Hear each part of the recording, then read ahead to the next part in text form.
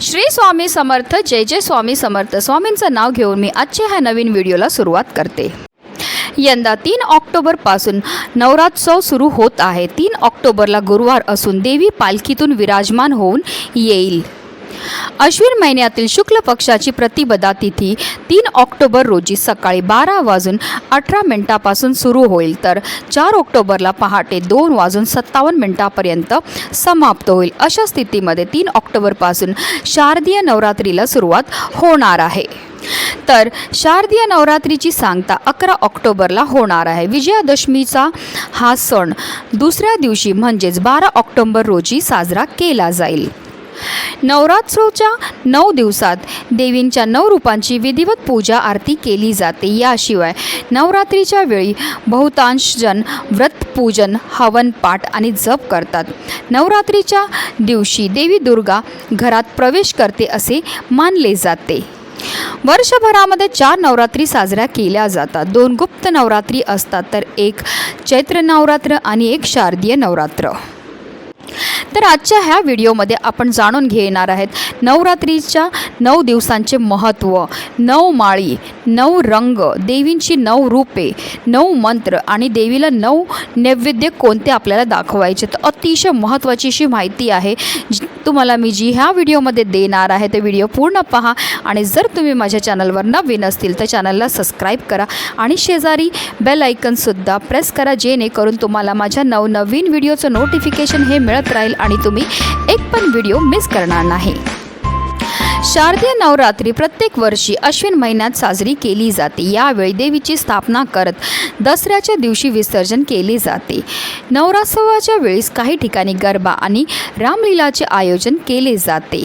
तर चला जाणून घेऊया 9 देवींची रूपं कोणती आहेत, कोणत्या 9 माळी आपल्याला अर्पण करायच्या, त्याचबरोबर या दिवशी कोणत्या रंगाचे वस्त्र परिधान करायचे, तसेच आपल्याला कोणत्या देवीला नैवेद्य हा अर्पण करायचा आहे. नवरात्रीच्या पहिल्या दिवशी शैलपुत्रीची पूजा केली जाते. देवी दुर्गेने पार्वतीचे स्वरूप घेत हिमालयात जन्म घेतला होता. यामुळे देवीचे नाव शैलपुत्री पडले होते. या देवीच्या पूजनाने आयुष्यात धन समृद्धी येते असे मानले जाते. शैलपुत्रीची पूजा करताना पिवळ्या रंगाचे वस्त्र परिधान करावे. पिवळा रंग चमक, आनंद आणि आशावादीशी जोडलेला आहे. हे देवी शैलपुत्रीच्या पराक्रमाचे प्रतिनिधित्व करते. मूळ दुर्गा जी संपत्ती आणि शांततेशी संबंधित आहे. पिवळा रंग प्रजनक्षमता आणि विपुलता दर्शवितो, कारण तो परिपक्व पिकाचा रंग आहे. या दिवशी देवीला गाईच्या तुपाच्या पदार्थांचा नैवेद्य हा दाखवायचा आहे.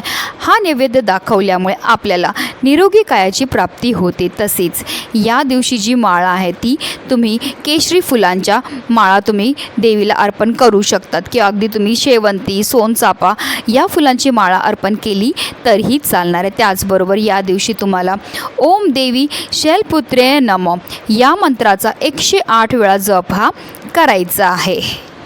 दुसऱ्या दिवशी देवी ब्रह्मचारिणीची पूजा केल्याने आयुष्यात यश आणि सिद्धी प्राप्त होते असे मानले जाते. देवी ब्रह्मचारिणी देवीचे अविवाहित रूप आहे.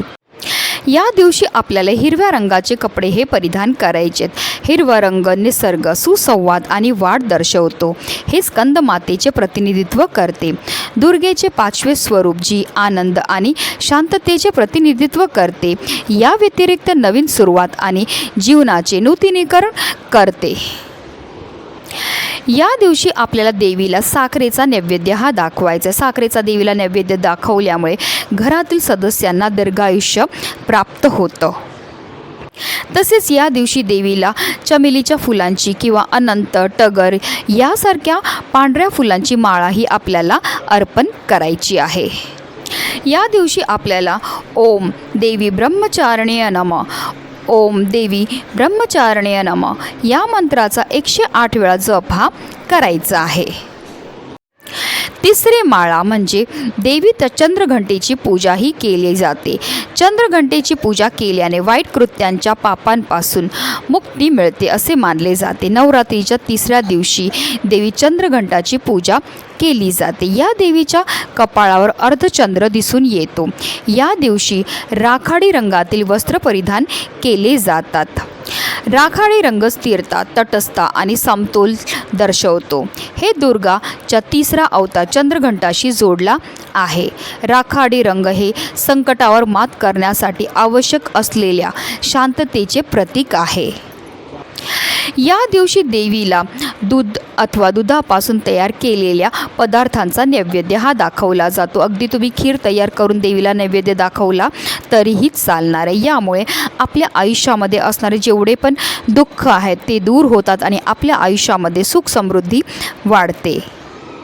या दिवशी आपल्याला देवीला निळ्या रंगाची फुलंही अर्पण करायचीत. आता तुम्ही गोकर्णीची फुलं अर्पण करू शकतात किंवा अगदी तुम्ही कृष्ण कमळसुद्धा देवीला अर्पण करू शकतात. तसेच आपल्याला ओम देवी चंद्रघंटाय नमः, ओम देवी चंद्रघंटाय नमः या मंत्राचा 108 वेळा जपसुद्धा करायचा आहे. चौथी माळा देवी कुष्मांडा. नवरात्रीच्या चौथ्या दिवशी दुर्गा देवीचे रूप देवी कुष्मांडाची पूजा केली जाते. या दिवशी नारंगी रंगातील वस्त्र परिधान करत पूजा केल्याने देवी प्रसन्न होते असे मानले जाते. नारंगी रंग आनंद आणि सकारात्मकतेचे प्रतीक आहे. देवी कुष्मांडाची पूजा केल्याने आयुष्यातील दुःख दूर होतात असे मानले जाते. देवी कुष्मांडाला सिद्धीची देवी असेही म्हटले जाते.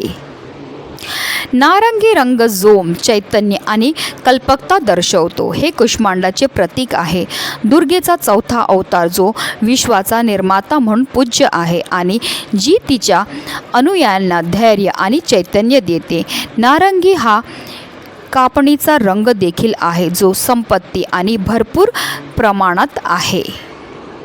या दिवशी आपल्याला देवीला केशरी रंगाची फुलंही अर्पण करायची. तुम्ही तेरडा, त्याचबरोबर आबोली किंवा अगदी तुम्ही झेंडूची फुलंसुद्धा अर्पण करू शकता. या दिवशी देवीला गुलगुले किंवा मालपुव्याचा नैवेद्य हा अर्पण करायचा आहे. गुलगुले किंवा मालपुव्याचा नैवेद्य देवीला अर्पण केल्याने आपल्या बुद्धीमध्ये वाढ होते. तसेच आपल्याला निर्णय घेण्याची क्षमतासुद्धा वाढते. त्यामुळे आपल्याला प्रत्येक क्षेत्रामध्ये भरभरून यश हे मिळत असतं. या दिवशी आपल्याला देवीच्या ओम देवी कुष्मांडाय नमः, ओम देवी कुष्मांडाय नमः या मंत्राचा 108 वेळा जप हा करायचा आहे. 7 ऑक्टोबरला आहे पाचवी माळ. नवरात्रीच्या 5व्या दिवशी देवी स्कंदमाताची पूजा केली जाते. ही देवी भगवान कार्तिकेयची माता आहे. दुर्गा देवीच्या स्वरूपाने आनंद, समृद्धी आणि मोक्षप्राप्ती होते असे मानले जाते.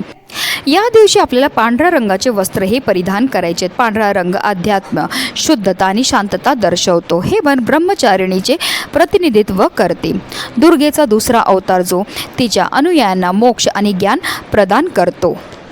या दिवशी बेल आणि कुंकवाची माळ ही देवीला अर्पण केली जाते.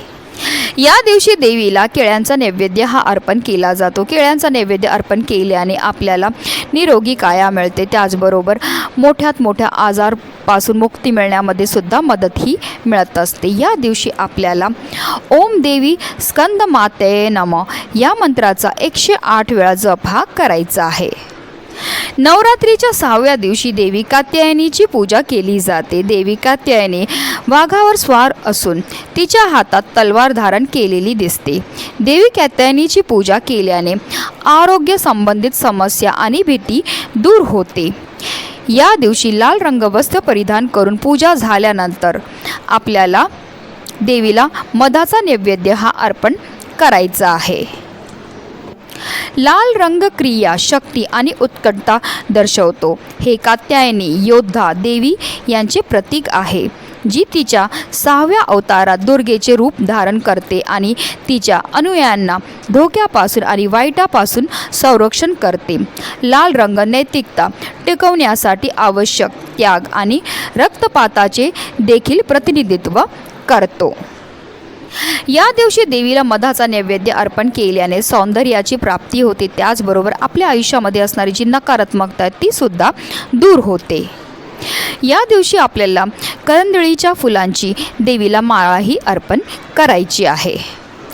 तसेच आपल्याला या दिवशी 108 वेळा ओम देवी कात्यायने नमः, ओम देवी कात्यायनी नमः या मंत्राचा जप हा करायचा आहे. 7वी माळ देवी कालरात्री. देवी कालरात्रीची नवरात्रोत्सवाच्या 7व्या दिवशी पूजा केली जाते. या देवीची पूजा केल्याने आयुष्यातील आर्थिक कष्ट आणि नकारात्मक ऊर्जा दूर होते. या दिवसाचा रंग आहे निळा. शाही निळा रंग शाहीपणा, खोली आणि शांततेचे प्रतीक आहे. हे कालरात्रीशी जोडलेले आहे. दुर्गेच्या शक्तिशाली 7वे रूप जी अज्ञान आणि वाईटावर विजय मिळवते. शाही निळा रंग आध्यात्मिक ज्ञानापर्यंत पोहोचवण्यासाठी आवश्यक असलेली समज आणि भक्तीचेही खोली दर्शवते. तसेच या दिवशी आपल्याला देवीला झेंडूची फुलं आणि पानांची माळाही अर्पण करायची. या दिवशी आपल्याला देवीला गुळापासून बनलेल्या पदार्थांचा नैवेद्य हा अर्पण करायचा आहे. गुळांचा नैवेद्य अर्पण केल्यामुळे मोठ्यात मोठ्या आजारपणापासून आपल्याला मुक्तताही मिळत असते. तसेच आपल्याला 108 वेळा ओम देवी कालरात्रे नमः, ओम देवी कालरात्रे नमः या मंत्राचा जप हा करायचा आहे. नवरात्रीच्या 8व्या दिवशी देवी महागौरीची पूजा केली जाते. या दिवशी गुलाबी रंगातील वस्त्र परिधान केले जाते. देवी महागौरीच्या पूजनेने आयुष्यातील सर्व दुःख दारिद्र्य दूर होते. देवी महागौरी व्यक्तीच्या आयुष्यात धन, आरोग्य आणि सर्व प्रकारचे आनंद देते असे मानले जाते. या दिवशी देवीला जास्वंद किंवा गुलाबाच्या फुलांची माळाही आपल्याला अर्पण करायची. तसेच देवीला नैवेद्यामध्ये आपल्याला नारळ हा अर्पण करायचा. देवीला नारळ अर्पण केल्यामुळे आपल्या सर्व मनोकामना ह्या पूर्ण होतात. तसेच आपल्याला ओम देवी महागौरे नमः, ओम देवी महागौरे नमः या मंत्राचा 108 वेळा जप हा करायचा आहे. नवरात्रीच्या 9व्या दिवशी देवी सिद्धिदात्रीची पूजाही केली जाते. ही देवी कमळावर बसलेली असते. देवी सिद्धिदात्रीची पूजा केल्याने आयुष्यात सर्व सिद्धी प्राप्त होतात असे मानले जाते. देवीच्या पूजेवेळी जांभळ्या रंगाचे वस्त्र परिधान करण्यासह तिला तिळाचा नैवेद्य किंवा तुम्ही अगदी हरभऱ्याची खीरसुद्धा अर्पण करू शकतात. या दिवशी कन्या भोजनसुद्धा केलं जातं. तसंच देवीला कुंकुमार्चनची सेवासुद्धा केली जाते. या दिवशी देवीला लिंबूची माळाही अर्पण केली जाते. देवीला तिळाचा किंवा हरभऱ्याची खिरीचा नैवेद्य अर्पण केल्यामुळे आपल्या आयुष्यामध्ये सुख शांती येते. तसेच अकाल मृत्यूचं भयसुद्धा टळतं. तर हे आहेत नवरात्रीचे 9 दिवस. 9 दिवशी तुम्हाला कोणत्या माळी अर्पण करायच्या, त्याचबरोबर कोणता नैवेद्य अर्पण करायचं, त्याबद्दल सविस्तर आणि महत्त्वाची अशी माहिती मी तुम्हाला या व्हिडिओमध्ये दिली आहे. म्हणूनच व्हिडिओ जास्तीत जास्त लोकांपर्यंत शेअर करा. जय माता दी.